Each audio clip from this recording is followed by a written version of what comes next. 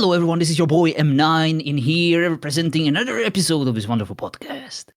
Yeah, and with me is John Aaron. Yo, what up? How's it going? I just wanted to try it, couldn't quite help it this time. Nice. You killed it. You did so good. Welcome to the Nerd Haven podcast, where we have been doing our MCU talk. This is episode 14. We're 14 movies in to the MCU, and we've been having a blast talking about them. Today is Captain America Civil War. This tends to be a fan favorite for many reasons, but we'll get to that conversation and we'll see how we both feel about it. So, John, this is the third movie now in the Captain America series, and this is what other movies have gotten 3? Iron Man, I guess, has gotten 3 by now. So I guess we're going to be talking about how we feel about the series, like individual series, and about this movie as a whole, the way that it fits into MCU. But before we get to that, John, how you doing, buddy?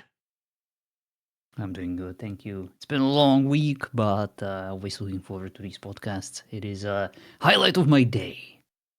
And I would like to thank our sponsor, our future sponsor that will eventually show themselves one day, no doubt. Yeah, our future sponsor. Yeah. This could all be yours. It could. All the Think nonsense, of the engagement possibilities. all the disclaimers. It could all be yours. Listen, we might be demonetized, but you still can get some clicks from it. Right. All right, John. So let's get to it. I love this movie.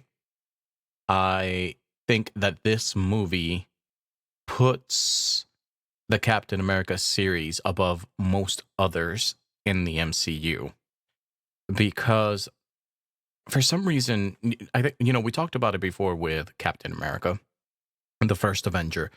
I thought that it was a good movie. I thought that it was a bit slow paced, though, as far as or in comparison to some of the other ones. And to me, it wasn't one of those most rewatchable movies, even though there's a lot of it that I enjoyed. On the contrary, Winter Soldier was more fast paced. It had a lot going on, more character drama and stuff, and I absolutely love that movie. And this one kind of carries on that same tradition where it's more character conflict. I mean, that's pretty much what it's all about. The civil war between all the characters themselves, along with how they're being affected by the government and all these things. And even though for me Captain America the First Avenger wasn't as strong, it's still a good movie. So with as far as series is concerned, I think Captain America has probably the most consistent series out of all of them. And I don't know if you want to get into it or talk more about this one individually and then get into that, but I'd like to hear what you think. I have to say, I'm immediately surprised because not only did I not exactly expect this movie to be the fan favorite, I also did not expect this to be your favorite, or at least amongst the ones that you actually enjoy. I actually thought that because of the constant presence of Bucky and him being like the main, you could almost say one of the main premises of the movie. Yeah, for sure. I figured this would definitely drag it down for you in terms of like rankings and rewatchability. But I am glad that we will have something to talk about because to me this is not really a Captain America movie. No. To me this is the Avengers go fuck yourself movie. Yeah, and I think a lot of people agree with you on that. That to me, this felt like Avengers Light. It didn't really feel like a Captain America movie, although it does stem a lot from his character, but it's not really just about him. It sure is not, and how do I even start? I have so many notes, but somehow I feel like I don't even want to look at them because remembering this movie again gives me a headache because this is a movie that I didn't enjoy the first time I watched it, and I disliked it even more for the second time I watched it. It Really? has it has things I enjoyed. It has some strong points for sure, but it has a lot of downsides for me. What I think will surprise you the most is that this movie marks the beginning of my complete 180 on certain characters. Some of them will surprise you because it is mainly Black Widow, Scarlett, S- Scarlett Johansson, and of course, the Barnes, the guy with the Hmm. bow who shoots arrows. I thought this wouldn't really be possible, but this movie made me relate to them much more and made me enjoy them much more. Uh, which again, I never thought would be possible because I always found those to be quite an afterthought. Yeah, I think it's because they actually gave him a little bit more weight and relatability. In this movie, we finally get to, I don't know, see a bit more of a vulnerable side with Black Widow and Hawkeye when it relates to each other, I think. Um, and I think that that was really nice to see, which I feel like you're completely right was missing prior to this movie, but it was a nice change. It's like they decided to just take away Widow's sass and stupid romance towards Hulk and just replace it with overall badassery, but also kind of like this gentler side of her, where obviously we're discussing a civil war, so Hmm. there is going to be sides to take.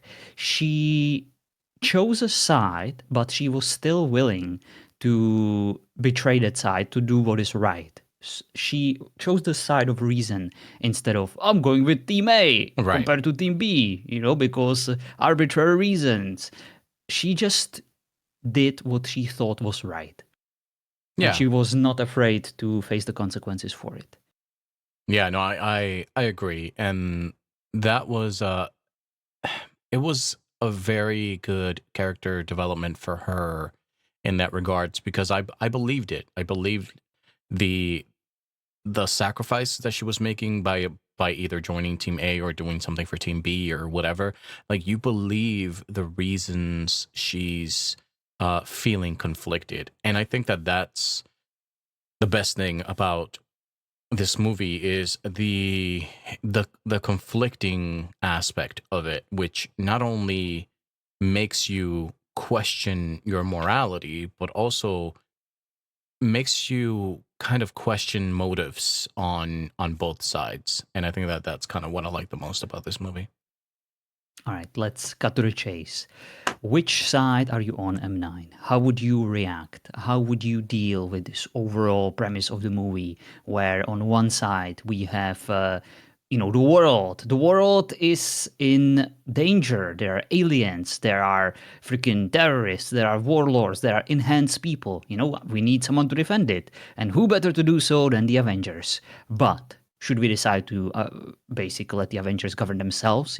Should we put our trust in them, or should we put our trust in the government? Should we establish some sort of rules? Should we ensure that these Avengers have someone to respond to who will have direct oversight and control over them? Would you sign the Sokovia documents, or I don't know how they call it precisely, but it is like something Sokovian? Or would you go the Captain America route and just go and tell them to go fuck themselves? So I think I think it's very obvious the direction that I would choose, and that is Tony's side. The reasons though are not as obvious. One, I get really annoyed with Bucky and Captain America. Um, I've already No ex- shit. I've already explained that before, and in this movie, they turned up the dial. Um, um, I feel in many ways when it comes to Bucky and Steve's relationship, I feel like they were coming off as bratty sometimes. Um, and it really, really annoyed me.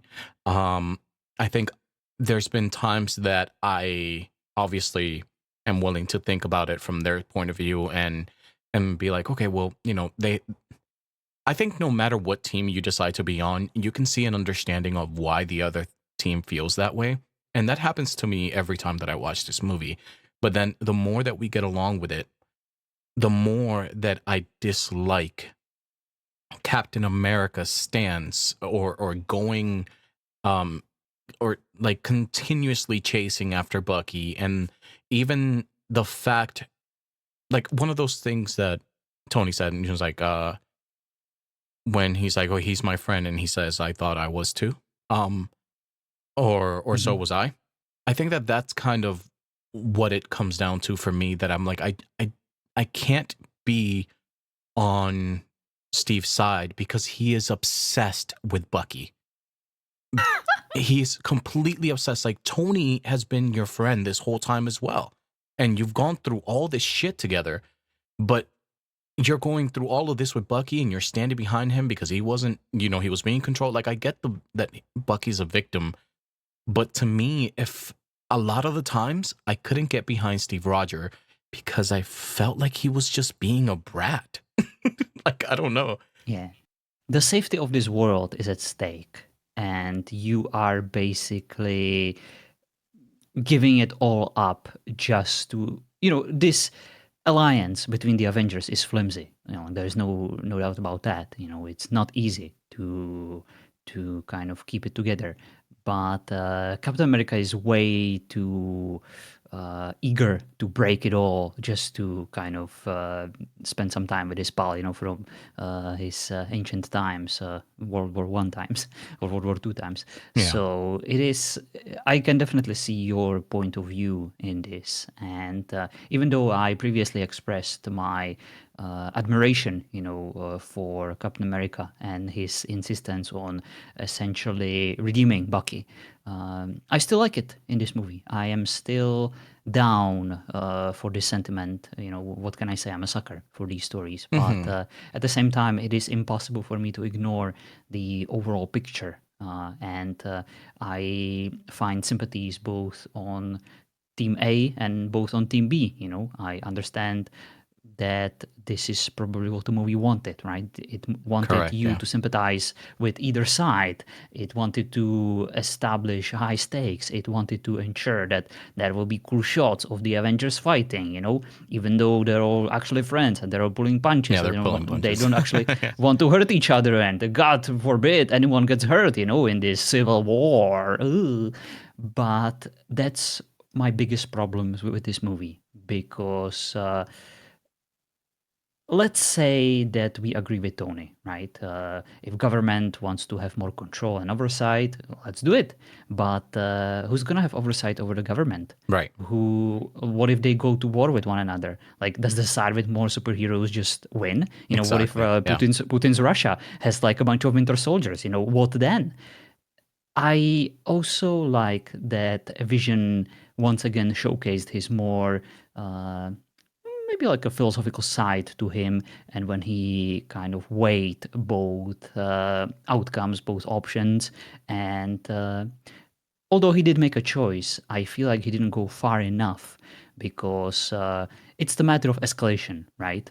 In this world, that suddenly is occupied by so many superheroes and the number is growing and growing, the threats have also increased exponentially. But like, there is no coming back. The Pandora's box has already been opened. Correct. You cannot just all of a sudden lock up all the superheroes and expect all the newly overpowered baddies to suddenly be like, nope, there is no challenge anymore. I'm just gonna go be nice, No point in Thanos conquering Earth anymore, right? No more alien invasions because all the superheroes are on the lock. So all these arguments, all these deliberations are, in my opinion, a complete waste of breath, a complete waste of mental fortitude, complete waste of our time. I find the premise of this movie to be very flimsy. I find it to be kind of skippable because we all know what's gonna happen, right? So, like on the grand scheme of things, this just feels to me like another excuse how to put the Avengers against each other. Because my goodness, the biggest problem I have with this movie is the villain.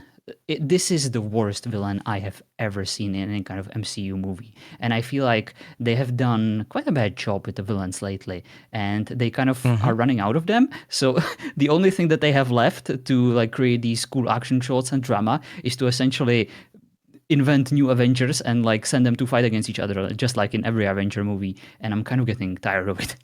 Yeah, this just like we always say, the villains are side thought on pretty much entirely, especially since I think they were directly meant to just influence the conflict between our heroes. Usually in some of these movies, like I've said before, is the villains are there to make our heroes look better. In this case, the villains were there to make our heroes be in conflict, but they're still an influence to our heroes, and that's kind of the only reason this person was there. Um, I did not like this villain. One of my least favorites. The completely uh almost a complete disregard to the villain. It I don't know if I agree that this movie is skippable, because I think this movie acts as a pillar for a lot of character development in the future. And it acts as a stepping stone to some of like to the way that characters behave moving forward. Um but I can say that it was a bit uneventful because of the fact that, except for meeting Spider-Man, except for having a cool fight scene between the heroes that, was uh, basically training. um, it was a friendly spar. There there wasn't a whole lot of weight, or it didn't really feel like this movie had a lot of weight other than emotional turmoil. I think that that was the only thing that came out of this. Yeah. And you're absolutely right. This movie is not skippable. I'm mostly talking out of a place of frustration. I just like, ugh, I I agree. really am not looking forward to watching this again. But you are absolutely correct. Like, this movie has a lot of impact on the future events. And obviously, it's impossible to skip it. It's basically like a direct continuation of the previous Avenger movie, The Age of Ultron, I would say. The whole Mhm. Sokovia events. And obviously, it opens up a lot of new links to other movies and other storylines. It was a And filler. yeah, If we're being honest, it was a filler, but a necessary filler for the movies going forward and for some of the payoffs from like what you said, Age of Ultron. But other than that, the stakes were pretty low. indeed, indeed. Which is kind of interesting because most of the time, whenever we see these world-ending stakes, we're like, ugh, I wish the stakes were a bit lower. I wish for something Yeah. grounded. Just like friends fighting with each other. We get that, and we're like, ugh, the stakes are kind of low. Yeah. I think yeah, Unhappy assholes. I wonder That's if what the we are. movie would have if it would have been a disservice to the movie to have something more grand happening, because it would have taken away from that emotional turmoil that the characters are going through. Uh, if Because that's what this movie's supposed to be, right? Like we are supposed to see that conflict between Captain America and Iron Man, and that moral dilemma that actually comes from signing the Accords. And I think that if you don't feel conflicted by trying to choose a side, then you don't get it. uh, Yeah. because I feel like they did a good job at making both sides seem slightly reasonable for their own reasons, but one is like the safest hands are our own, and the other side is like, if we can't accept limitations, then we're basically no better than the bad guys.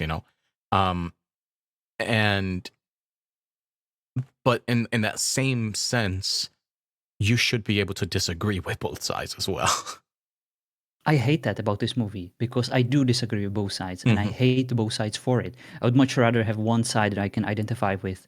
It can still present, both good and bad arguments on like one side. Like I feel like this series, this universe it's very binary, right? It will never introduce an anti-hero or someone who could have interesting ideas, but most likely like too harsh of an execution, on how to execute those ideas. And obviously we can make a bunch of examples where Hmm. this would probably not be true, but like overall, I feel like this movie likes to play it safe. It It cannot does a little bit. afford having people suddenly turn against Captain America because they would lose a bunch of money, from like his fans. T-shirts wouldn't be sold anymore, toys wouldn't be sold anymore, and you can kind of see it in this movie. It's like, oh God forbid, Vision actually murdered, the fucking guy that is a sidekick of Iron Man, because that would be too much if he suddenly made up his mind and made a decision to just kind of help them escape. It's like, no, it's too much. We can have Vision to have like independent thoughts and do something he would later regret. That's too human. He's a Hmm. superhero. Ugh. Yeah, I think that's kind of where the movie fails in storytelling, but I don't think that they think they failed, or they probably don't Obviously, see it no. as a failure because it worked for what they were trying to do. Um, their mission wasn't to have one side win. Their mission wasn't it's good versus evil. Because it was always supposed to be both sides have valid points, and the the result at the end shouldn't have mattered for moving forward. But in other ways, I'm like, it would have kind of been nice for it to matter. See, in movies like this, where it's not exactly clear, like, who's good, who's bad, everyone's kind of good, everyone's just trying their best, everyone's doing what they believe is right. I often resort to my own ways of identifying pure evil and Hmm. disgusting pieces of shit. And the lady at the very beginning of the movie that kind of is waiting for her elevator, who like ambushes Stark, because, ooh, her son died in Sokovia. Ooh, Iron Man, you're a piece of shit that you fought for this planet and tried to save us from this evil robot. Uh, Hmm. t- I absolutely hate you. You killed my son, even though you didn't throw a building on him. It just kind of fell off. And because you're an Avenger, you were either supposed to stop it or you just weren't supposed to exist. And it's the same thing that happened to Scarlet Witch, Elizabeth Olsen, Right. when she tried to save people by basically blowing up like an explosive smoke or just a bomb into the air. And oh, a building was there, just filled with people, and it exploded, and people died. She didn't blow it up. The bomb blew it up, and the bomb was there because a terrorist threw it. Exactly. Why is no one blaming the terrorists? Why is everyone blaming the Avengers? Why is everyone all of a sudden like playing these clips of Avengers doing destructive things, but no one mentions that they saved this planet from aliens, from terrorists, from like previous threats that were here? Is this all of a sudden just forgotten, and are we like only counting the negative things that happened? Like, what the hell is that? It just felt so unreal to me. I was so frustrated like watching it all. And I love the performance of the Avengers in this regard, just kind of being like, ugh, well, I guess it was partially our fault. They're still humans. Obviously, anyone would feel guilty in this regard, but at the same time, like, all these suits just kind of being like, hey, it was your fault. All these moms of like dead, sons that died in freaking Sokovia, hey, it's your fault. You killed them. I just couldn't buy it. I absolutely hated this sentiment. I just, if Wakanda and like all their technologies are supposed to be this freaking good, that they are kind of saving it for themselves in front of this evil world, then why didn't they build freaking better houses that wouldn't be exploded by freaking Scarlet Witch fighting terrorists, Maybe it's the Wakandans' fault that they didn't share their technologies with the rest of the world. They could have protected it. They could have installed fucking laser shields of vibranium all over these buildings. They could have freaking put like a giant shield dome over New York, and suddenly there would be no threat of an alien invasion because the aliens would just be like, oh, I can pierce it through. I'm just just gonna go back, to my world and figure something else out. So I guess we're always looking for a culprit. We're always looking for someone to blame, and let's just blame Avengers because that sells movies, that sells T-shirts, and yeah, we're gonna have them fight each other. It's just the same formula over and over again. I am really not a fan of the Avengers movies. I'm realizing. Yeah, it kind of like I agree and disagree in a way that you say that it doesn't feel believable, and to me it does because media is always negative. Um, like there's always more that you can get out of putting someone down or reporting something bad than you can get out of reporting something good. Um, the news is always like that, and I think that when it comes to sharing these like deadly events that happen and things like that, it's like sure you could think about the positives, but instead you're going to report how many died. Like that's what you're going to do. It's not about how many lived, it's how many died and how many the Avengers didn't save. And it's it sucks that it's like that, and I hate that the reason that it's like that is, you know, to create more false drama in some of these movies, but I see that happening in reality as well. So you actually think that this movie reflects human nature in all its ugliest form? Yeah. The I can't disagree with that. I wish our I could, but our I can't, selfish especially these days. ways, the ways that we make decisions because they benefit us, our outlook on people trying to help, even though it's never good enough. And yeah, I think that you kind of hit the nail on the head. No, you hit it. I just kind of described it, what you hit up on.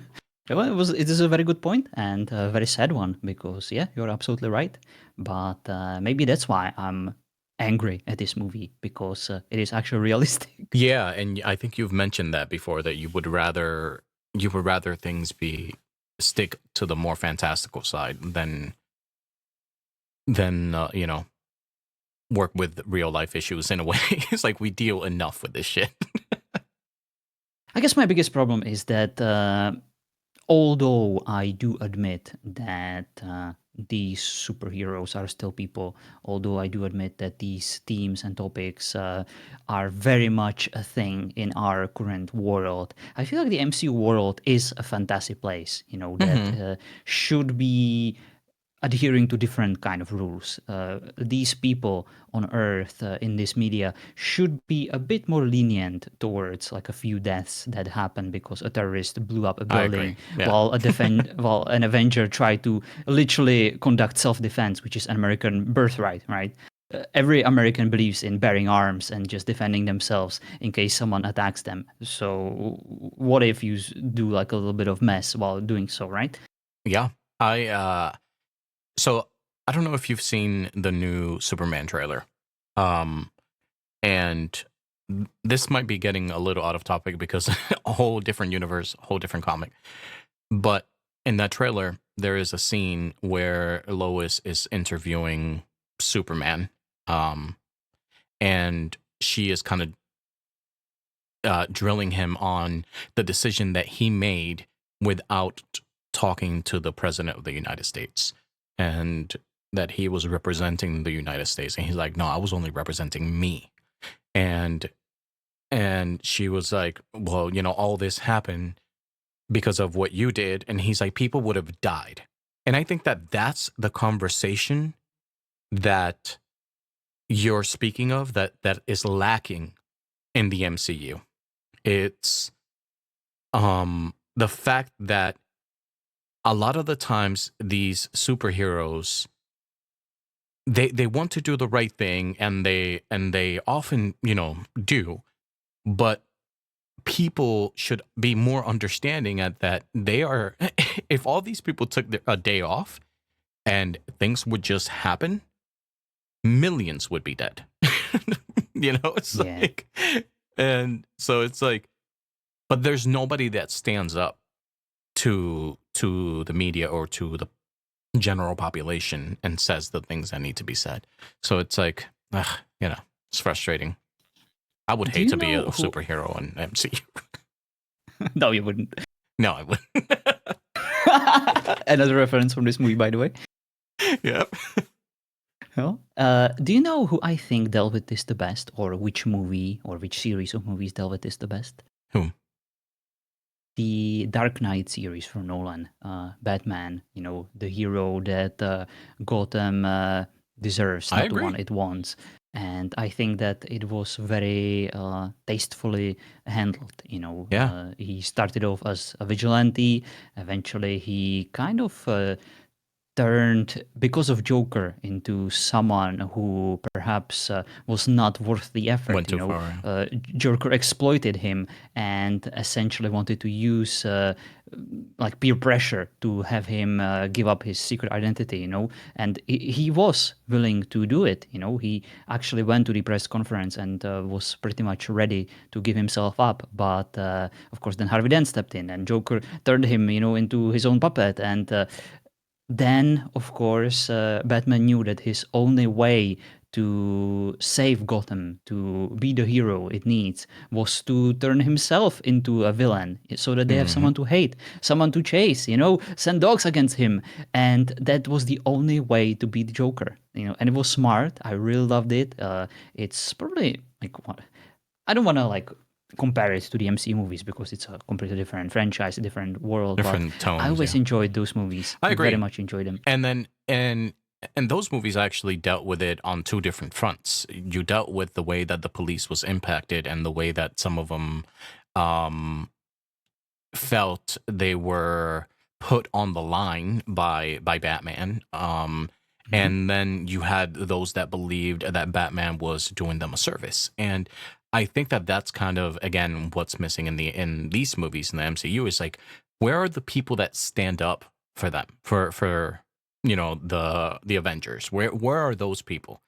Um, Yeah, exactly. because they exist, and I know that there's a couple of scenes where you have people being interviewed and some say nice things and but that's not enough. Like on There should be people in the streets being like, yes, we trust Avengers. Fuck exactly the president. Fuck the government. exactly We trust Captain America. He is literally fucking like the embodiment of Jesus and like all the Christian values. And like, who better? Like, sure, he might be on steroids, but like, he's on the good steroids. He's on the blue stuff, the yeah. blue stuff that is so extremely rare that fucking Howard Stark decides to just shove it into his trunk and just ride about on a dark street with no fucking guards. What the fuck is that? Like, why would you be this fucking stupid?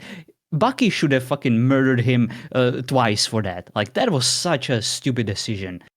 I I think that this movie would have probably been made better if these dealings of the Accords were public and the people also went into civil war. Yes, Like people should have voted, people should have voted, people should have been part of it, people should have had like rallies on the outside, two different sides to prove their points. It should have been a conflict between people also, not just the Avengers, and I think that that Yeah. would have made it much better. And if certain governments were like, well, we don't want them here, then just fucking let, the terrorists have their fun there and just don't send Avengers there for like any kind of secret missions unless it's like a world ending, event. Yeah. But then so you're on Captain's side, right? Team Cap? I can't. I cannot take side in this. Okay. I literally don't have a horse in this race. I think the entire race is stupid. I guess I'm on That's Widow's a good side. quote. Like this is impossible for me to admit, but I'm on Widow's side because she, despite her best, I would say, judgment, she agrees with Iron Man, and it's a hilarious scene. She's like, "Oh my god, I think I agree with Tony." Yeah. It It's was great. it, she was right in the sense that she was actually not being blinded by one school of thought, which is what was happening with both Tony and Cap. They Mhm. were they definitely had tunnel vision and they were only seeing things one way, their way. And Yeah, unable to make any kind of compromise that's or what put fate into she each did other. best, right? Like she was like, well, she was Yes, actually torn, which was us. you're right. She represents us. She represents probably the most of the people watching this movie. Yeah. And I just like the only reason I go with Except Tony for you, is because because you of, would execute Bucky listen, on the spot. I just think like Cap was too emotionally involved to see the bigger picture. Yeah. And it just it pissed me off. But then fucking Iron Man was too Yeah, emotionally they kind of flip it on you, and then exploitable. they put him in that same situation. But even at that point, Cap wouldn't stop to see Tony's point of view.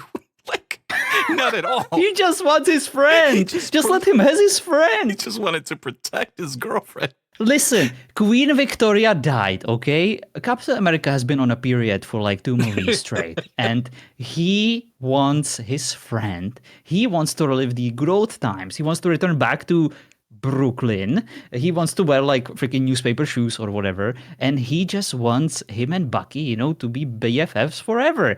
Stop robbing him of that, M9, okay? His girlfriend, who's 105 years old, just died, and That's true. he That is true. he would totally bang, her knees, but that would be too inappropriate because in MCU no one ever bangs. People just kiss and hold hands, and that's scandalous. But thankfully, the Daredevil and other series are there, so we can see a lot of banging over there. Well, For anyone who's into that, apart from the reasons why Tony and Cap had their own reasons, apart from that, what do you think of the Accords?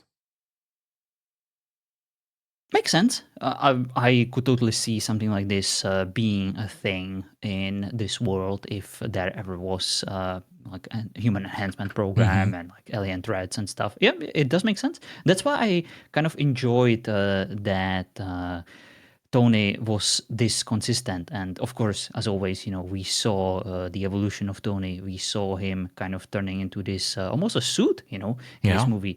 After everything he went through, this position made complete sense for him. He was very, very consistent with his character. Yeah, very consistent with the story development, but like I would say that Iron Man 1 Tony would have flipped his shit. Oh yeah. But it just shows you how that development has gone and how he's changed as a person. And it's one of the reasons that I love Tony, because there's been so much weight to his story since the very beginning. That It was kind of beautiful watching him like squirm and suffer again. Yeah, like in a way that it made you feel bad for him because Yeah. that that's not the Tony we met at, originally. But he's like in a completely different place in life now. Indeed. You know what else made me feel bad about Tony Stark in this movie? The very beginning of this movie where we saw young Stark, just completely de-aged.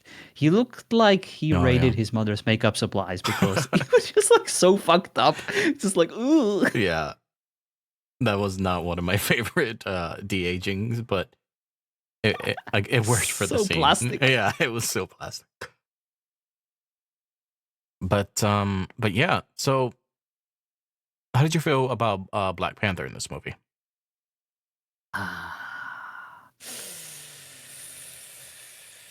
Do we need a Loved disclaimer? him. No. He was great. He was great. Nothing against my homies. He was. Sorry, that was very racist. He was playing exactly what he was supposed to play. Yeah. I thought it made sense to include him. I didn't expect it. Whenever I first watched this movie, I was pleasantly surprised. I was like, wait a minute, there is a lot of black people. I bet he's gonna make an appearance. Yeah, I absolutely love Black Panther in this movie. His like the Probably the coolest superhero suit, right? In the yeah, entire MCU. it's pretty badass. I mean, again, I kind of hate the nanotech stuff, but it's really freaking cool, and the way those scenes that with him and Tony and I mean, not Tony, Captain and Bucky, it's just like maybe I just wanted him to kill him. I know you I do. was like, just fucking kill him. No, I'm kidding. I'm kidding. I definitely am glad that they introduced him before the Wakanda movie. Mhm. I thought that it was also nice seeing him deal with the loss of his father, who and the Wakandans in this movie. I don't know if it made any sense for them to spearhead this initiative of, the superheroes, let's put them under control. Yeah, You fucking hypocrites. You should be put under control. You could literally blow up this planet, You are like that's here very true. hiding your technology. You could have saved all these people if you shared your vibranium technology or your other superheroes to freaking protect them, If you don't trust the Avengers, then why wasn't your fucking army there, to save you from these terrorists? It was on your doorstep. I agree. There's a lot of hypocrite behavior Yeah. in these movies.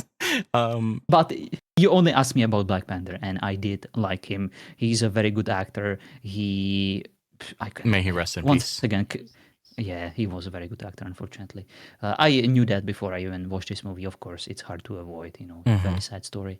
But I thought that he embodied this character just so well, Yeah, he was amazing. and actually made me excited for the Wakanda movie, which I didn't really see coming. But we're of course gonna talk about that one soon. Yeah, for sure. So what else you got? We talked about all the emotions, the accords, the disagreements. Fucking Bucky. What about what about the very beginning of the movie, where we of course saw the bad guy from the previous Captain America movie? The one with a fucked up face. Did you buy the idea of him blowing himself up for the success of this mission for Hydra? Just kind of for no reason, Not really. just to stick it to Captain America. Yeah, to me it was like it almost felt like a contract that went wrong, like Yeah. out of character, like Marvel. And they're like, we're just gonna get rid of this character. I don't know. I didn't really buy it, but it also, I don't know. It didn't really take me away from the movie or out of the movie, but it didn't really feel organic to me. Indeed, indeed. One of my other favorite parts of this movie, of course, I always enjoy whenever Tony Stark gets on his knees and like suffers from panic attacks and just kicks in the balls constantly. And this movie gave me a lot to enjoy. But like I'm one of sure. the most subtlest enjoyable moments was the teleprompter. Now I would like to introduce the head of the foundation, Pepper Potts. It's Oh like my nowhere to god, be found, so I yes. just skipped it. I felt Sheesh. so bad for him. Oh my god. That was a moment that was so relatable. I would have fucking fired someone. It's like whenever my friends ask me, "Hey, what happened to this person you spent like years hanging out with?" I'm like, "Ugh." Yeah. So anyway, how are you today? Yeah. Oh shit. Pivot, pivot. Uh, so let's talk about Queen Victoria, because um, I don't want this moment to kind of just be skipped. I want to emphasize it because And he means there Peggy, was a for those that are listening. yes, yes, yes. Peggy Queen Victoria, of course, the one with an accent from the first Captain America movie, the one that is still waiting, for them to dance one day, of course. I can't She's believe that. dead. Yeah. The moment Captain America realizes that the blonde hot chick from next door, the quote unquote nurse, the agent of S.H.I.E.L.D., Sharon, I believe, that she's her niece, I believe. It's hilarious. It's like his entire body suddenly can't help himself but to like manifest a gigantic boner for her. It's like he like stood up while still sitting. He like straightened, his eyes narrow. It's like, ooh, target acquired. I was laughing so hard. Oh my It's god. like, it was so great. Like everyone's just like, oh no, this person died, and he's like, oh wait, they're related. Oh, I'm gonna have to get in on that. Okay, so I don't know if that's how I saw it. I saw it. It was there, and I So noticed. for me, it was like, all right, Peggy's death was like the last connection that Steve had to his No, past. Bucky is the last connection No, he Bucky, has to his past. Bucky doesn't matter. They are now finally free to be together. and like that death was, it hit him like pretty deeply. So I think he used to use her kind of like as a compass, like a moral compass in a way. And the fact that he didn't have that, I think affected him in different ways. And I think for me at least, Sharon Carter being introduced was like a bit of hope to that last connection that he had to his past. But I think he also wanted to bang her, let's be honest. I saw the future in Sharon for Captain America. I really like her. Yeah, she was I great. like all the scenes with her. I don't know what's about her, if it's just her character or the way she looks. To me, she's not exactly like a conventional person I would be into. She has no retail worker quality to her. Not at all. She's like, a banker. She's like one of those people who are like office jobs. Sure, you could go for a coffee with her, but it wouldn't end in a hot exchange of bodily fluids. Sorry, that's a horrible way to describe a romantic relationship. Yes, it Like, is. what I'm trying to say is that I want her and Cap to be together when this all ends. I want them to have babies. I want them to be happy. I just want them to just enjoy some peaceful life on this earth whenever they saved it. Together. I So think a lot of people did. if something were to happen to her, I would have been really sad, yeah, like angry even.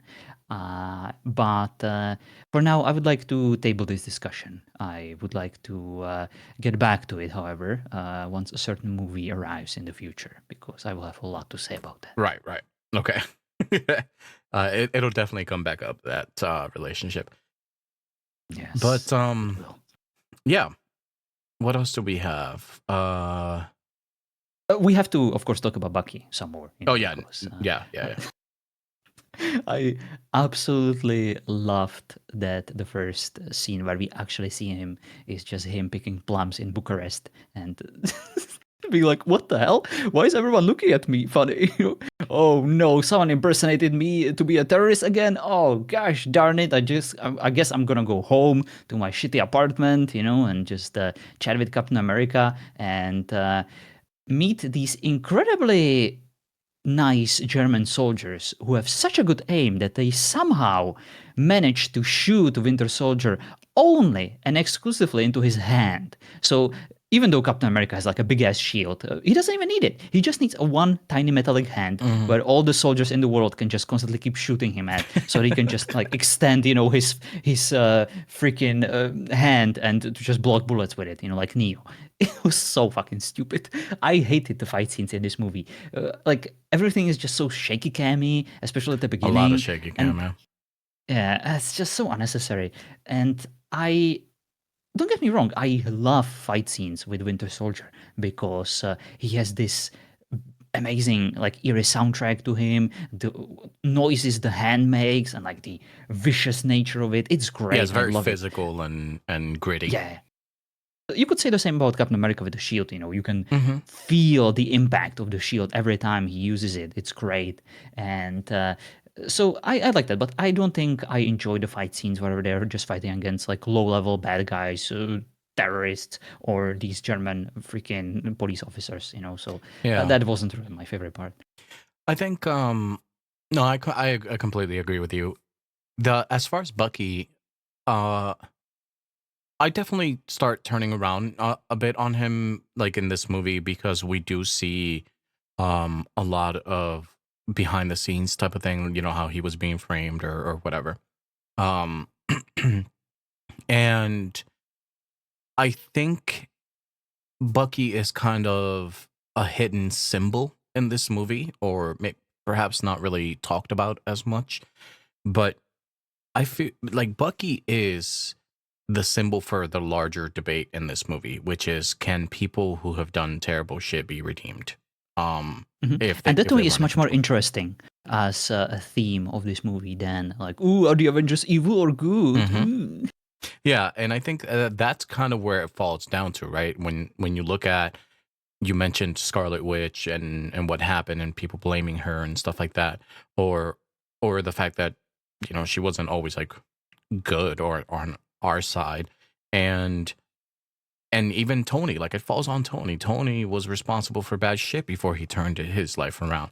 So it's like all of that, I think, is kind of pointing at the Winter Soldier or Bucky, because I think he's kind of like the what's the word, like the catalyst for all of that.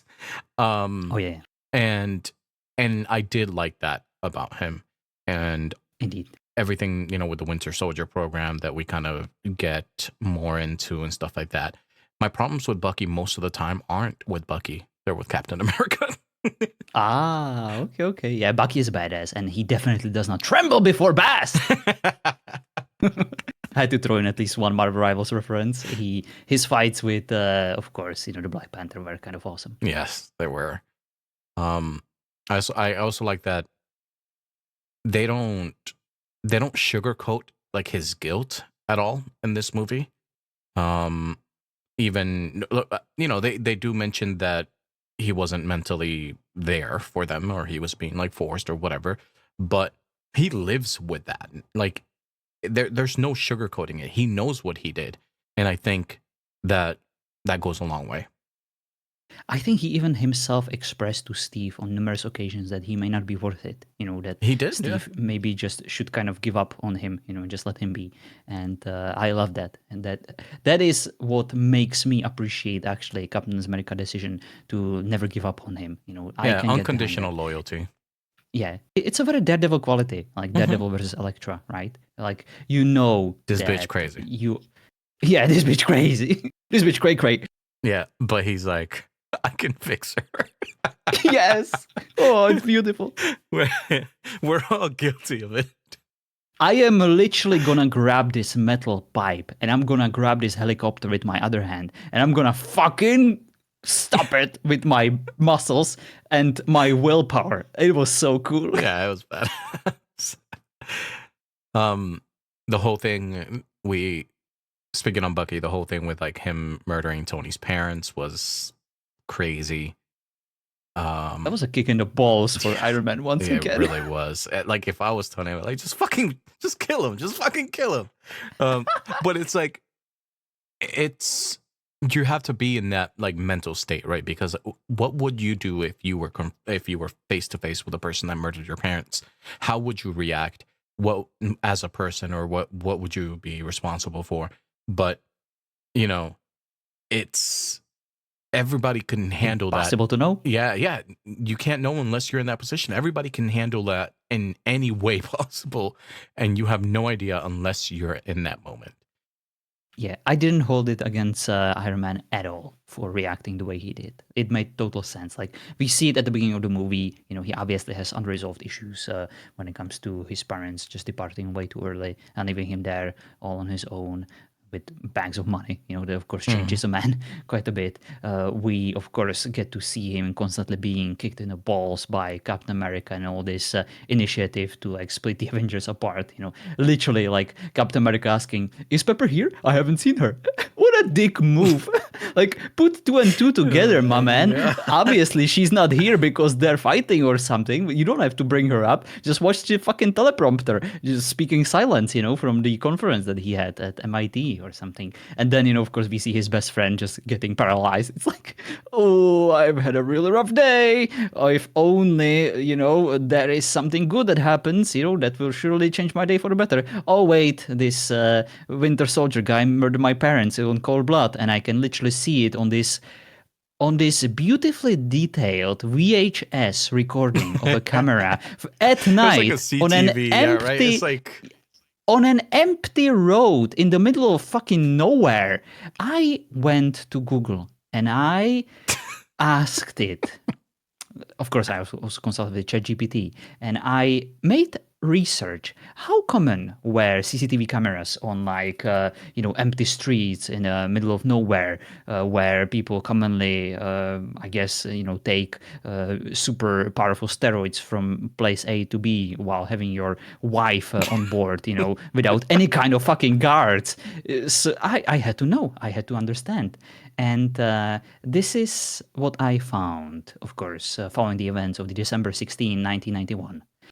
A quiet two-lane road outside a weapons lab cache is not the sort of a place you would normally find a camera, unless someone, for example Hydra in story, installed it on purpose.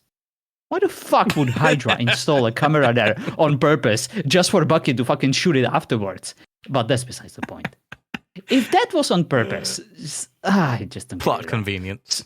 Yeah, so that one day, someone could use it against Iron Man in this room where they all like together. The Stark's crash site is far from these pilot locations, so a random state-owned camera would have been very unlikely. The crisp, well-lit black and white video seen in the film is much cleaner than most real-world 1991 I CCTV know, could they would have deliver been awful. without special lighting or military-grade sensors. Yeah, it would have It been made no hella fucking sense. underexposed and just super bad. Just a perfect angle, just even zooming in and like offering different angles. It was so fucking stupid, and the movie completely lost me during that moment. Yeah. So, But there were worse things to come that this movie completely lost me about. all right, Let's talk Spider-Man. that's good to M9. Tell me about Spider-Man. I feel like Spider-Man is a superhero you enjoy in general. You I do. like.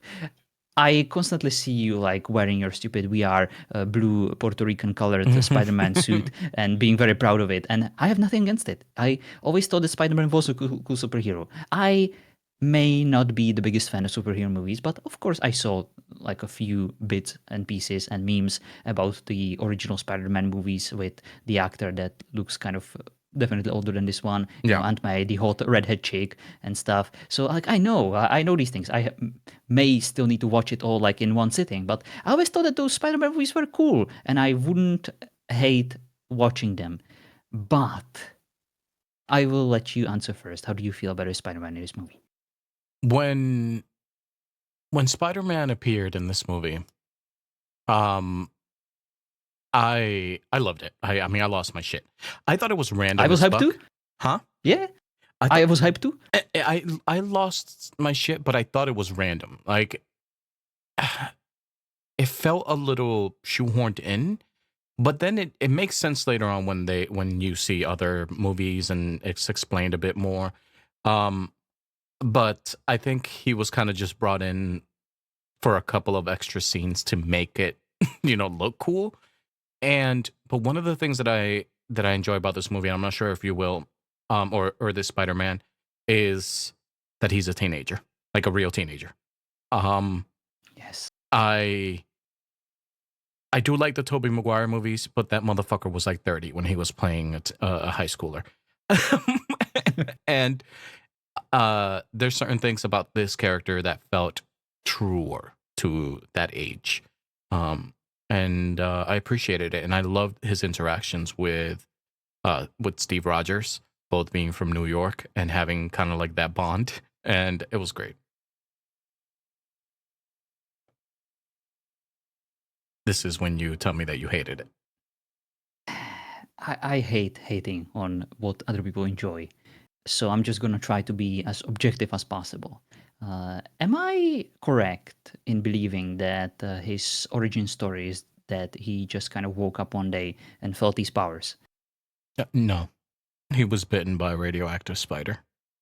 Well, that's what I thought. That's what I thought that that's like a common origin story for all Spider-Man people, in like all the universes and stuff and other movies. But like in this one, it wasn't exactly explained. Was it like completely accidental? It Was wasn't. he not aware of it? It was completely done on purpose, and we learn later on when he explains it in like his own movie. But it was a Marvel decision. Marvel didn't want to do another Spider-Man origin. Because at this point, this would have been our third Spider-Man in like 20 years or something like that. And it's I think they wanted to give the audience a bit more credit. Like, you already know who this character is. We don't have to hold your hand through it. Gotcha. But yeah, this Spider-Man did still get bitten by a spider. They just never got into that origin because they didn't think they had to.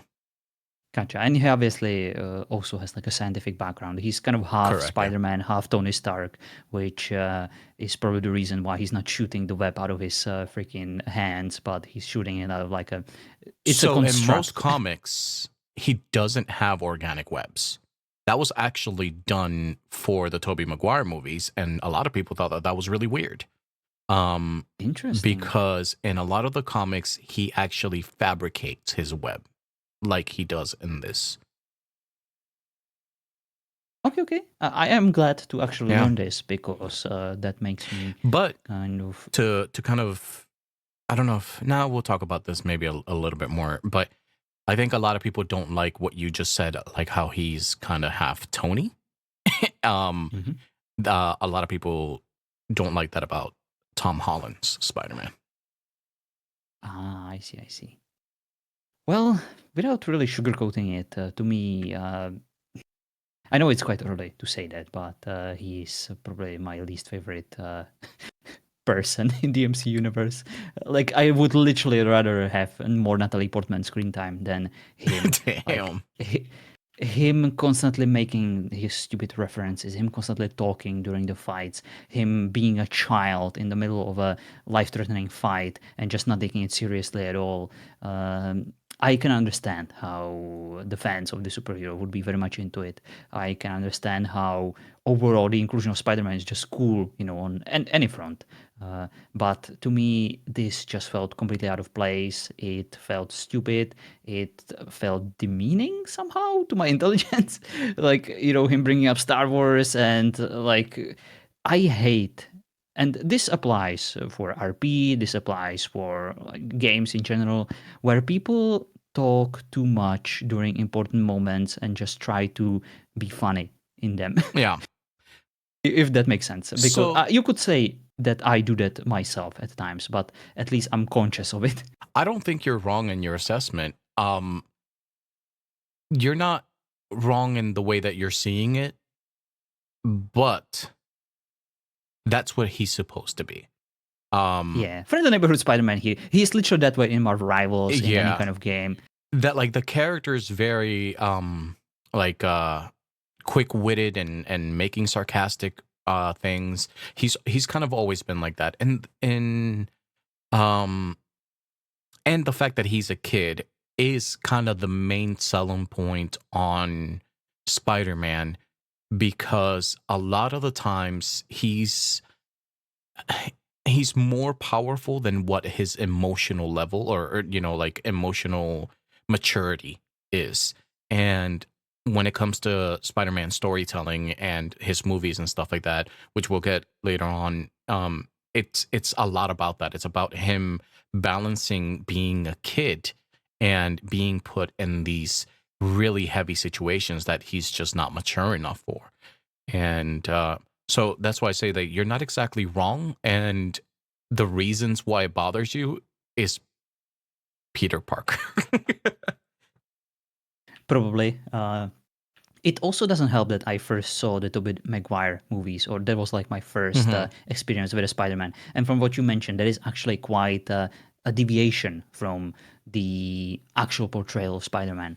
So I, what I thought was the norm that I judged this character by is actually kind of incorrect. Because this is like him going back to his roots.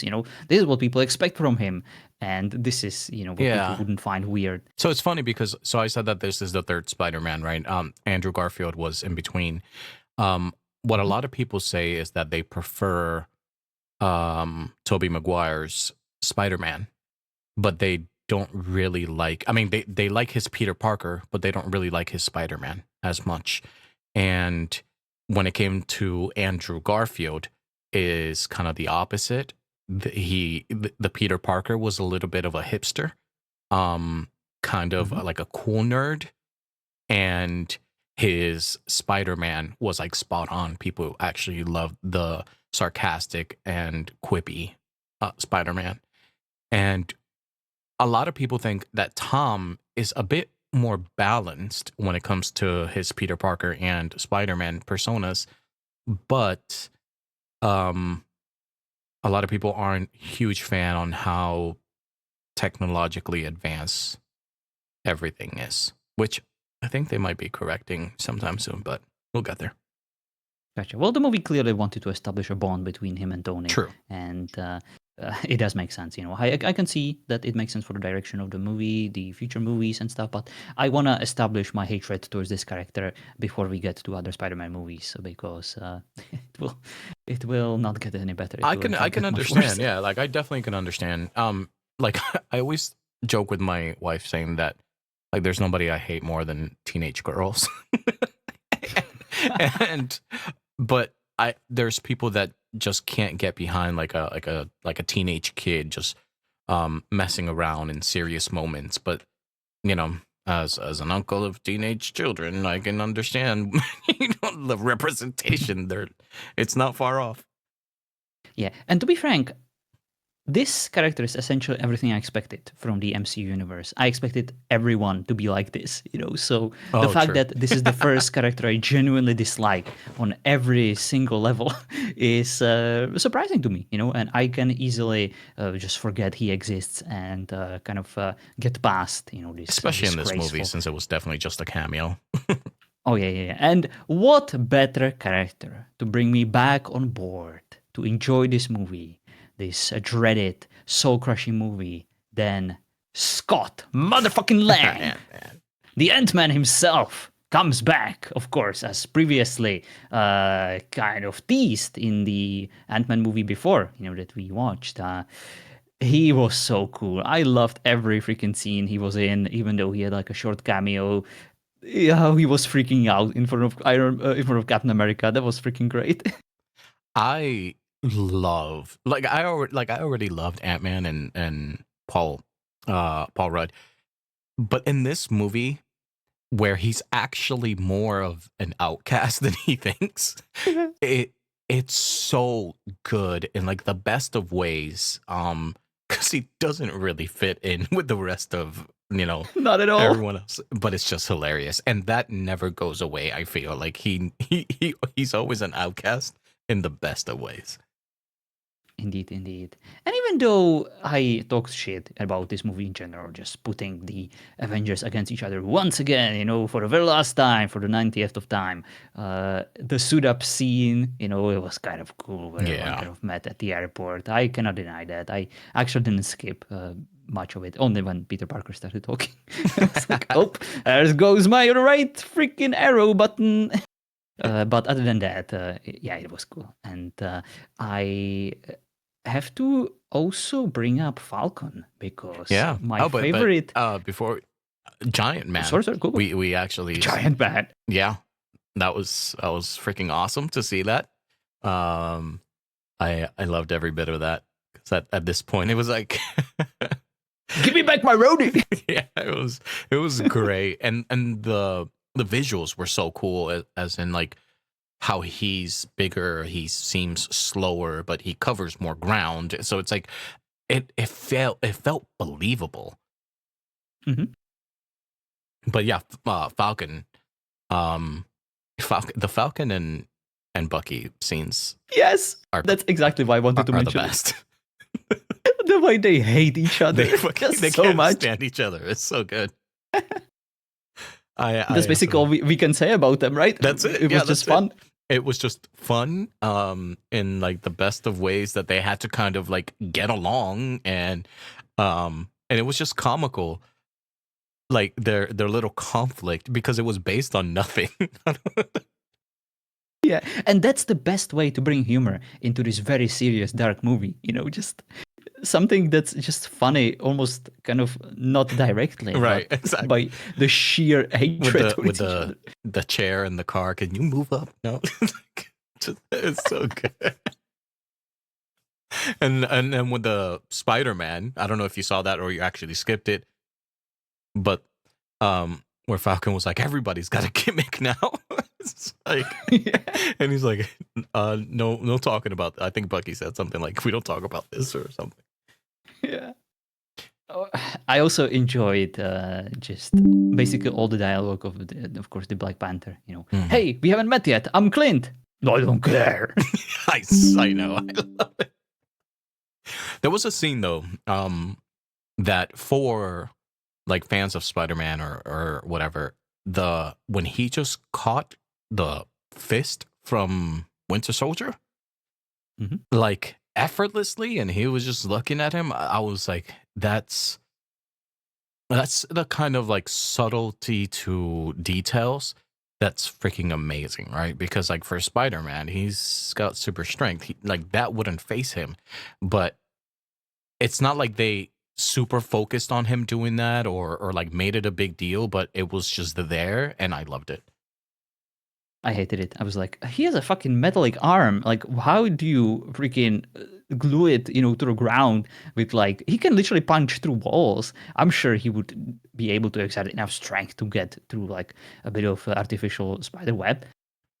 Eh. Eh. I guess we're gonna have to agree to Well, I was disagree. talking more about the punch itself. Okay. Because Spider-Man is like 8 times as strong as a normal person or something like that. He could Oh, probably catch a bus or stop a car, you know. So like that type of scene where it's just like it showed that we already know how strong Bucky is, and for him to just like catch that hand and just dismiss it was like a subtle showcase of like this kid is strong as shit. yeah, it is. It is quite something. Let's talk about the other character I would like to bring up because this movie has a certain tie-in to a universe that is very precious to us. Um, it is, of course, the one and only Bilbo Baggins who makes an appearance in this movie, if I'm not mistaken. Indeed, yeah. I'm going on an I mean, adventure. yeah, he doesn't do much, but like he's short, and I like my short people, in these movies. Yeah, So he he was good. and I will like him. I will actually, he's actually one of my favorite features of the Wakandan movies. I Hmm. like him as a contact. I will like him in I the like him as future. a And contrast too. Not just in skin color, but in in culture. um, wow, Around the Wakandas and stuff like that. You know, like the fact that he's very different than the people that are there culturally, and the way he dresses, the way he looks, the way he acts is so different. And I like that as far as like interactions with other characters. I think it's really yeah, cool. the Wakandans are not racist. They have one white friend. Yeah, at all times. Yeah, totally. But All right, yeah, I'm almost done, but I need to discuss the fact that basically in this movie we saw the pilot episode of the WandaVision. How did you enjoy that? that's very true. I I thought it was cool. I liked seeing. Okay, well, first of all, Scarlet Witch felt like nerfed like a motherfucker. It's like, um, but it was like what we said. Everybody was holding their punches, right? It's just what Mhm. what was happening. Nobody was trying out to kill each other. Um, but I feel like she would have swept the floor with everyone if she really wanted to, except for Vision, I guess. But yeah, I thought it was cool. I like the interactions with between her and Vision in this movie, and it kind of sets up what that ends up being in WandaVision, which I mean we'll talk about that show, which completely caught me off guard. Indeed, indeed. I actually thought she was very strong here. Clearly, she can be more, but she has yet to Hmm. unlock her full potential. Right? I like the fact that she was essentially the only one able to do anything with Vision, and she fucking crushed him through the Yeah. ground. And Vision is essentially unbeatable to almost anyone of the Avengers except for her. I feel like because her powers are just that good. And although sometimes she pulls her punches, that's for sure, she also feels to me like a person who out of all the Avengers was the only one who was against pulling the punches, Yeah. whenever True. Clint and Scarlet were fighting, she was like, you're pulling punches, Yeah. and she like threw her fucking to the truck. Just slap that bitch. I guess one of the issues that I had, and I think this is more of a me thing, I always wanted Wanda to lean more into her villainous ways, because that's who I grew up with. like Scarlet Witch for me was a villain, you know, and Oh, okay. and in these movies, you don't really get that at least yet. Um, We will. but oh, we will. Oh, Nice. we will. um, but yeah, that I guess that was just a bit of frustration for me. Like I don't want to see a good Scarlet Witch, but that's just a me thing. I understand that. I also enjoy very good bad guys, but to me, we are heavily jumping into the future. Like agreed, yeah. But I actually enjoy that they gave us a lot of our background, good Hmm. background, It works that well then makes the evilness that is to come kind of heartbreaking, kind of sad, kind of also understandable to many degrees. And I am so looking forward to discussing those um, for sure. transitions. We have to make sure that I mean, we can interrupt the MCUs for when the shows come up, but I don't know when they come up, so we have to look into that. I am following a schedule. And I that includes am the not. shows. Yeah. Okay, That's cool. what I did. Basically, the release date of the movies, I also try to follow the shows. Gotcha. Okay. And eventually, I would like to, once we're done with the movies, we can, of course, discuss the shows of the MCU importance, the Loki show and the WandaVision. But I would also Hmm. like to discuss Daredevil. I would like to discuss, of course, Iron Fist and, Luke Cage and The Defenders. Much to your dismay, I know you hate those shows, or you haven't seen them, or you are not planning on seeing them, but I have many things to say about them. No, yeah, we can talk about them, and even if The I have to Punisher, talk of about course. the reasons why I stopped watching them. And I actually wanted to pitch those podcasts as me trying to convince you to watch those shows after I watched MCU. I like that. I like that. Yeah, for sure. And you, of course, eventually, you can decide whether my pitch was good enough for you, or you were like, John, you cray cray. Nah, yeah. No, I like that for sure. All right, Okay. so what else do Well, you got, or can we start wrapping up? oh, no, not at all. We're only just starting. Oh my god, this is going to be a long one. I'm sorry. I'm almost done. Vision fucking murders Rhodey, but it's okay. He's replaceable. We can easily have like a handicapped person just in his suit Yeah, and it will be fine. I mean, Which is eventually what. yeah, the way that I'm like, I know that the suit is meant to protect, but if I fell out of the sky in a fucking plane, I'm dead. Um, Yes. how did this suit protect me from falling out of the sky with no control? Like, I don't It know. would make it worse. It would make it You would like worse. splat It'll probably crush inside me of on it. the, yeah, exactly. Yeah. But it is what it is. And what happens if you crash in high speed with a car? The car itself isn't there to shield you or to protect you. It will literally like puncture you. It It will caves in. like shred you. Yes, exactly. You will turn into like a freaking amalgamation of a human and a car. And unfortunately, we're squishy meatbags, with like plenty of fluids in us. So And this yeah, wasn't doesn't made out doesn't of like vibranium that I know of. It was just steel or metal or exactly. whatever. So yeah, it would have collapsed. And Yeah, he's dead. Whatever they have is like, they revived him through necromancy and put him back together and formed him into like a suit man. But that's okay. He is replaceable, as I said, and he won't really be that much of importance. Uh, who, of course, is of importance is Bucky, because I would like to present you with a quote. I don't know if I'm worth all of this, Steve. Shut up, Bucky. Yes, you are. You always will be. That's me. That's not Captain America saying this, but I'm just saying out loud what he thought. yeah, What we all thought, except for M9. no, like I said, I respect that inner conflict for Bucky, but Just like you respect that some people decide to have kids, but not sure. Yeah, that's it not for you. wouldn't be me. All right, let's talk about the bad guy of this movie, because he deserves at least like a special little mention. As I said, probably the weakest part of this movie for me. Agreed. When Captain America asks him, why did you do all of that? He's literally unable to answer because he doesn't know. It's like there is no good answer. Empires have to fall. Yeah. Hmm. my family, I guess, died or something. Yeah, my wife, my son. Yeah, but so I'm just gonna kill a bunch of innocent people, like they were innocent. And I don't know what's with all these movies, but like somehow, whenever an injustice happens to you from the hands of perceived injustice from the hands of an Avenger, it gives you right, it gives you entitlement to go murder innocent people, to commit terrorist acts, and somehow that gives you like ethical justification for this kind of revenge. It's like, oh, I'm losing my mind. I lost my family. Instead of grieving and moving on, I'm gonna murder other innocent families. Yeah, that will surely make it right. Yeah, I don't know. um, and most of these people didn't go through a period of like losing their minds or something like that, or uh, like grieving for so long and being broken down. It's like it was just straight up revenge for most people. Yeah, And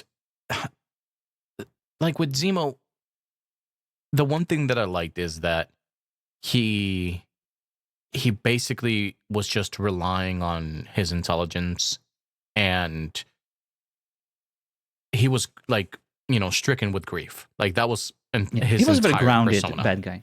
No superpowers, no nothing, and he just used manipulation to basically like break the Avengers. And Indeed. I think that that was cool, but in a very anticlimactic way. Yeah, exactly. It showcased the fragility in their bond, in their unity, which we already knew there was none. They would fight for the Yeah, which they smallest were of reasons, had already. and he fully exploited that, and I like that. But I wish there was someone more charismatic behind that role, someone perhaps with a bit more power.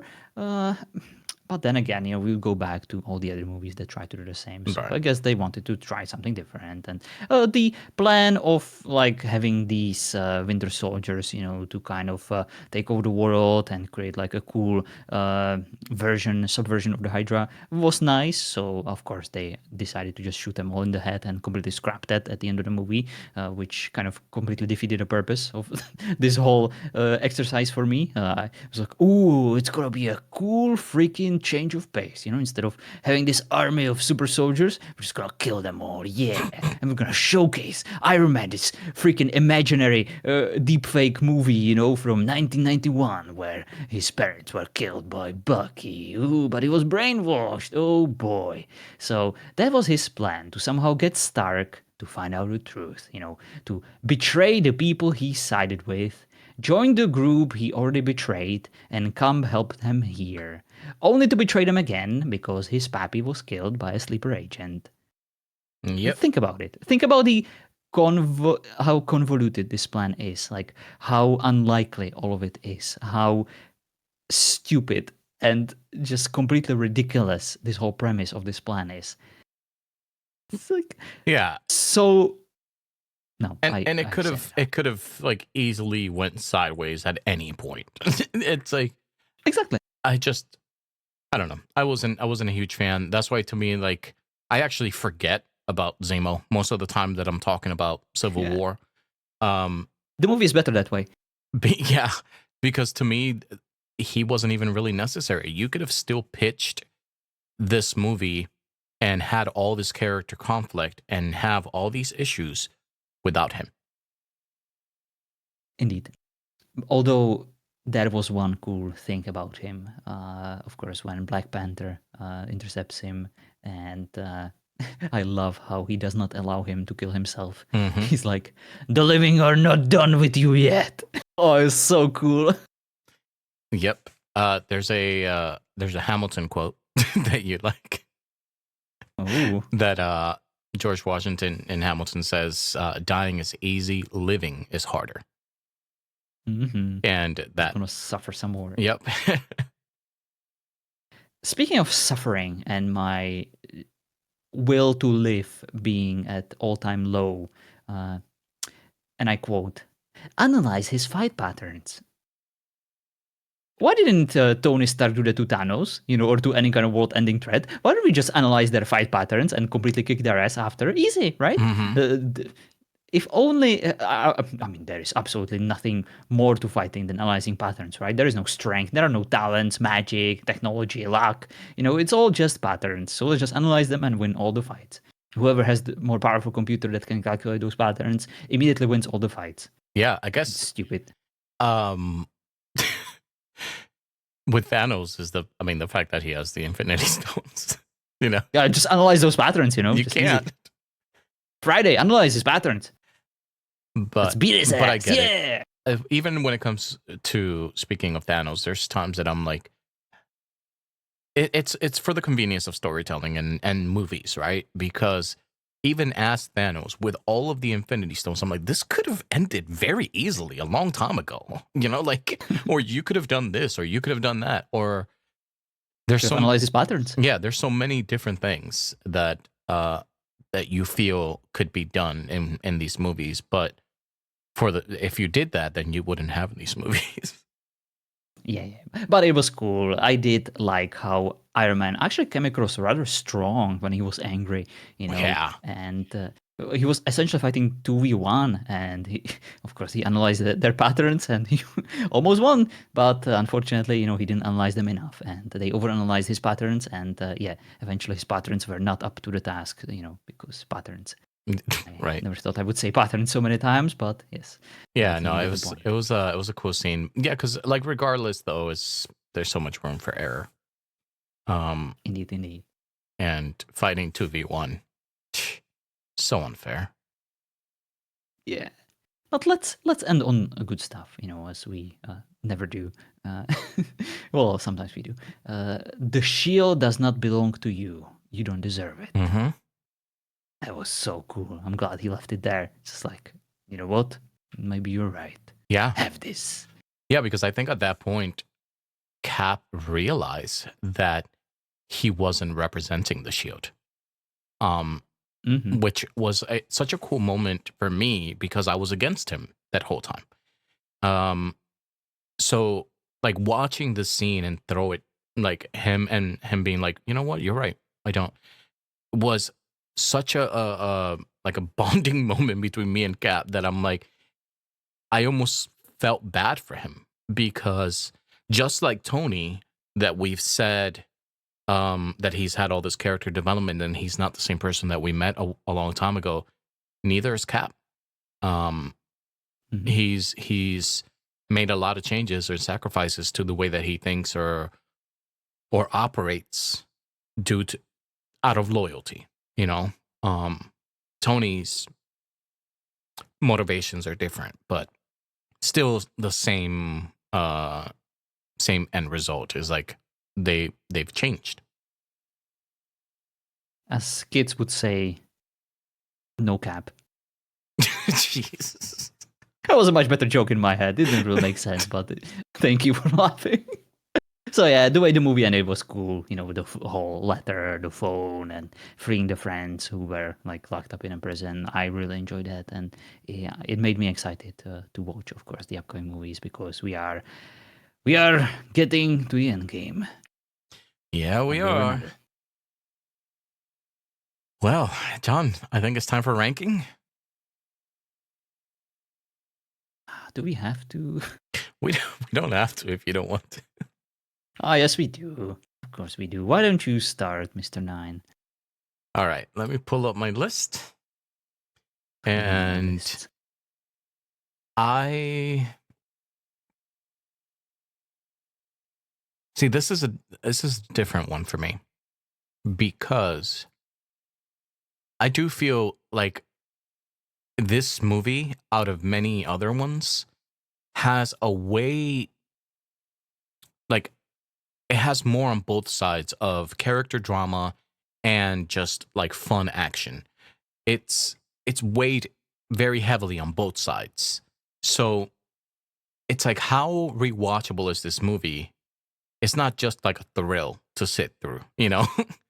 um It's not. but it's a good movie in my opinion as far as like the character development and what happens with the team as a whole.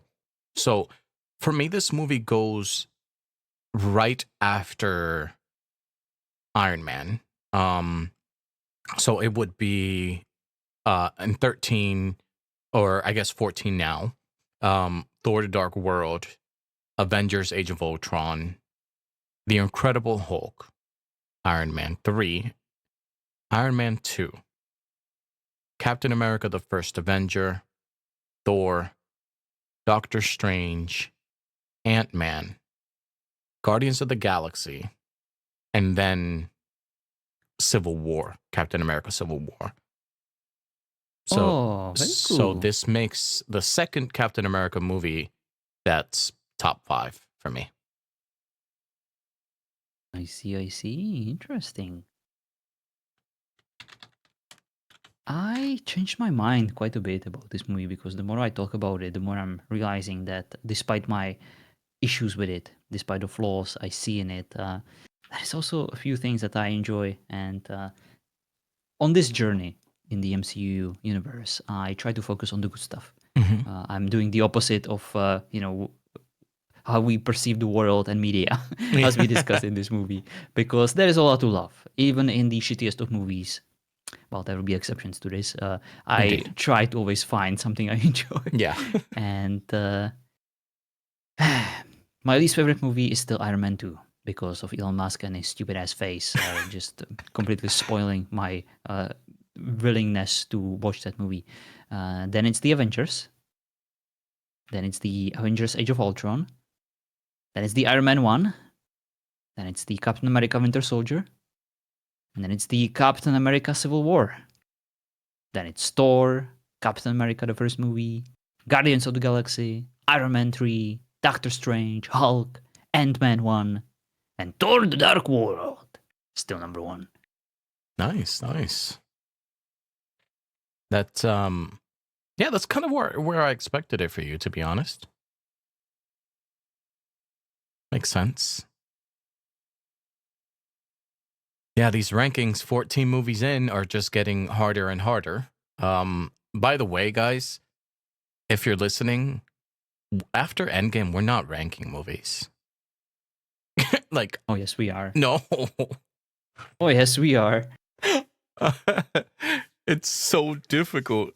But I mean, after Endgame, a lot more are like towards the bottom, so it shouldn't be that hard. But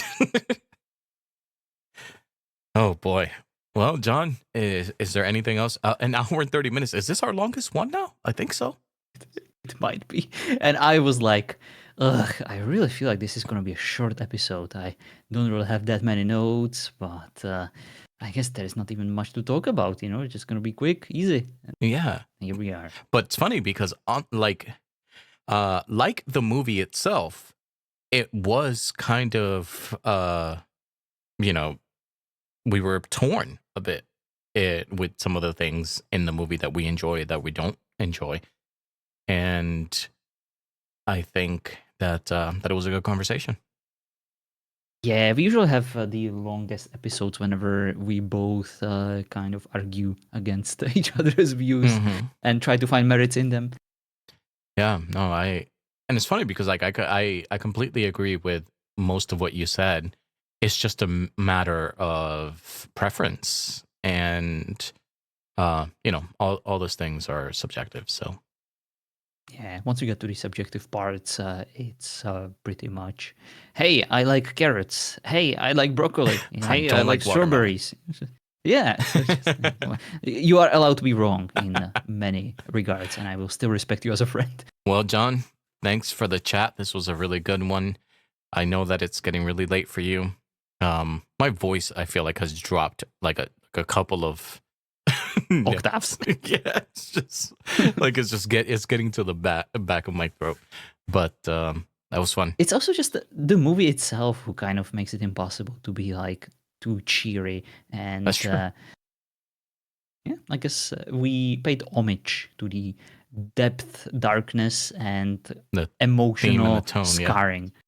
Yeah. So, what is the next movie, John?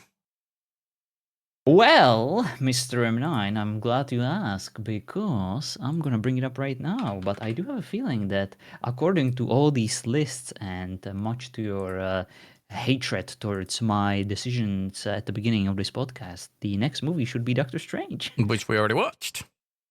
Yay! Obviously, of course. As Go was back to episode foretold in 1, the guys. prophecy. Yeah, you can do that, but if you are smart, then you would, of course, start our podcast with that one. And you would also start your MCU journey with that particular movie because it made total sense, as was previously discussed on many occasions. Yeah. So since it's But, not, it's Guardians of the Galaxy 2. yes, Oof. yes, it is. Okay. That's going to be an entertaining one, too. I can already express my prediction that this will be probably the movie where we will disagree the most. Probably. Except for Endgame. That will probably be the one where we disagree the most. Yeah, we'll see. We'll see. But well, yeah, I think that does it. It was a nice long chat. So we will see you next time for episode 14, which is going to be Guardians of the Galaxy Volume 2. And thanks for hanging out. Thanks for listening. And we'll see you next time. indeed. I would like to thank our sponsors, of course. Yep, future sponsors. Could be you. Bye. Bye.